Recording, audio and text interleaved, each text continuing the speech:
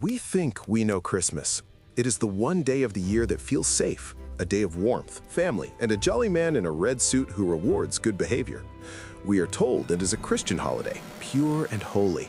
But what if I told you that almost everything you see in your living room is a lie? The date, the tree, the presents, even Santa Claus himself, none of them come from the Bible. They were stolen from ancient blood-soaked rituals that had nothing to do with Jesus and everything to do with survival, hallucinogens, and fear. For thousands of years, December wasn't about joy to the world, it was a month of lawlessness, where masters served slaves, the streets ran with wine, and demons hunted children who dared to step outside. Welcome to the real Christmas story. You might never look at your tree the same way again. To understand why we celebrate in December, we have to go back 2,000 years to ancient Rome. Long before the birth of Christ, the Romans celebrated a festival called Saturnalia. It began on December 17th and lasted for a week, but this wasn't a time of silent nights. It was the festival of chaos. Saturn was the god of agriculture and time, often depicted holding a scythe, the tool of the Grim Reaper. To honor him during the darkest days of winter, the Romans turned the world upside down. During Saturnalia, all laws were suspended, courts were closed. You could not be punished for damaging property or injuring citizens. But the strangest tradition was the role reversal. For 1 week, slaves became masters. They sat at the head of the table wearing their owner's clothes, while the masters served them food. It sounds fun, but it has a dark edge. It was a pressure valve, a way to let the stressed blow off steam so they wouldn't revolt during the rest of the year.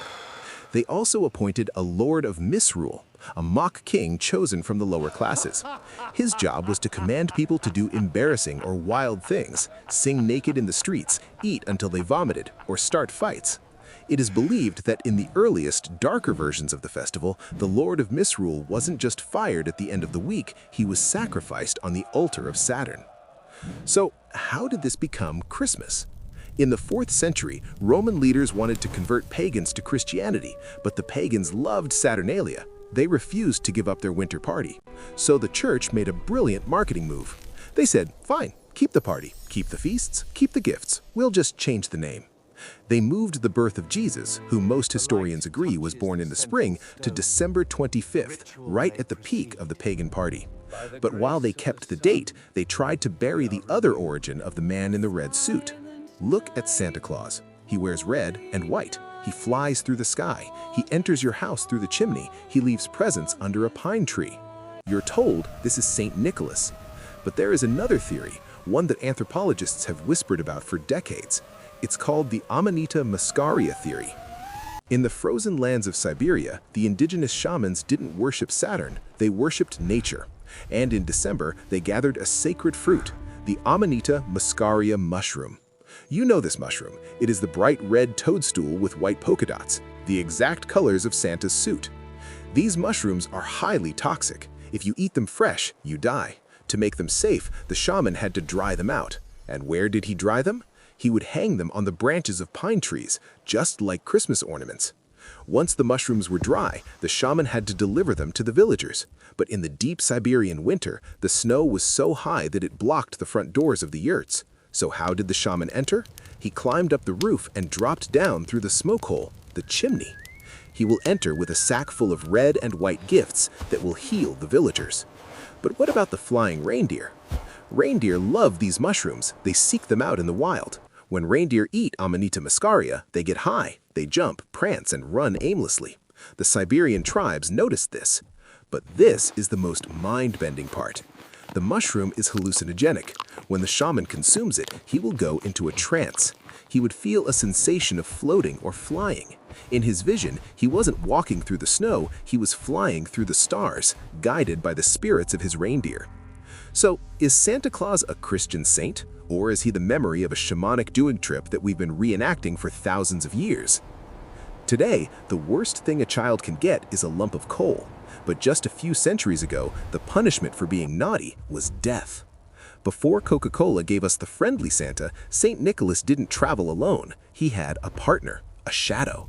His name was Krampus. While St. Nick gave candy to the good kids, Krampus handled the bad ones. He was a half-goat, half-demon beast with rusted chains. He didn't leave coal, he carried a birch branch to whip children. And if you were really bad, he would stuff you into his sack, carry you to his lair, and you were never seen again. In Austria, this fear was real. December 5th is still celebrated as Krampusnacht, a night of terror where men dress like demons and run through the streets. But Krampus isn't the only monster we sanitized. In Iceland, they feared the Yule cat. This wasn't a cute pet. It was a giant, bloodthirsty feline that prowled the snowy countryside. The legend says that if you didn't receive new clothes before Christmas Eve, the Yule cat will eat you. And in Germany, there was Frau Perchta. She was a witch who would enter your home to check if you had finished your spinning work. If you had, she left a silver coin. If you hadn't, she would slice open your stomach, remove your organs, and replace them with straw and rocks. We replaced these monsters with Elf on the Shelf, but the message remains the same: behave or else. We often hear about the war on Christmas today, but the only people who actually banned Christmas were Christians themselves. In the 1600s, the Puritans, the same people who settled America, hated Christmas. They knew its pagan roots. They called it the fool's holiday and saw it as an excuse for drunkenness and sin. In 1644, English Parliament officially made Christmas illegal. Visualize this. It's December 25th, 1645. Soldiers are patrolling the streets of London. If they smell a goose cooking, they confiscate it. If they see holly on your door, you're fined. Churches were locked shut, shops were forced to stay open. For nearly 20 years in England and America, celebrating Christmas was a crime. It wasn't until the Victorian era, with Queen Victoria and Charles Dickens, that we reinvented the holiday into the family-friendly version we have today. So, where does this leave us? Is Christmas a lie? A stolen pagan party? A psychedelic trip? A sanitized horror story? Maybe. But there's a reason this holiday survives no matter what name we give it. Psychologically, humans are disenchanted of the dark. The winter solstice is the time when the sun is weakest and the night is longest. Our ancestors didn't light fires and drag evergreen trees inside just to worship gods. They did it to remind themselves that the sun would return. We need the lights, we need the feast, we need the connection. Whether you're honoring Saturn, a shaman, or a savior, the core human need remains the same: to light a candle in the dark and wait for the morning. If you want to uncover more dark truths about the world around you, hit that subscribe button. We're just getting started.